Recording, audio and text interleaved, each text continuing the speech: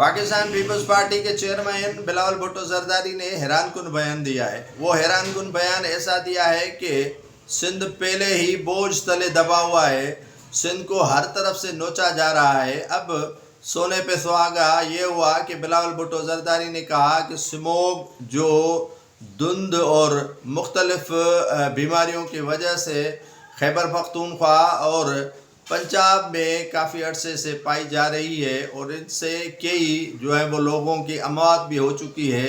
अब मशवरा दिया है कि खैबर पख्तूनख्वा, पंजाब और सारे पाकिस्तान के अवाम आ जाए कराची में पहले ही आप सहूलियात दे चुके हैं, पहले ही जो है वो कब्ज़े ख़त्म करा चुके हैं, पहले ही आप जो है वो फैसिलिटीज़ आवाम को दे चुके हैं, पानी की, सड़कों की, सेहत की, स्कूलों की, और किन किन नेमतों की आपकी जो है वो शुक्रगुजारी हम बजा नहीं लाए जो आपने यहाँ कराची के अवाम को दी हुई है। सड़कें आपने बिल्कुल ठीक बना ली हैं, तामीरात आपने ठीक करवा दी है, करप्शन का बाब बंद कर दिया है, और जो अफगानियों की भरमार है यहाँ पर कराची पर, उनको भी रोकथाम के लिए आपने बड़ा एक्शन लिया हुआ है। क्यों ना आप जो है वो दावत देंगे दूसरे सूबों को आने की। लेकिन कभी भी किसी हुक्मरान ने इस तरह नहीं कहा कि सिंध के बाशिंदे भी कमाने के लिए लाहौर आ जाएं, पंजाब आ जाएं। कभी किसी खैबर पख्तूनख्वा के वज़ीर और वज़ीर आला ने नहीं कहा कि आप सिंध से आ जाएं यहाँ खैबर पख्तूनख्वा रोज़गार करने के लिए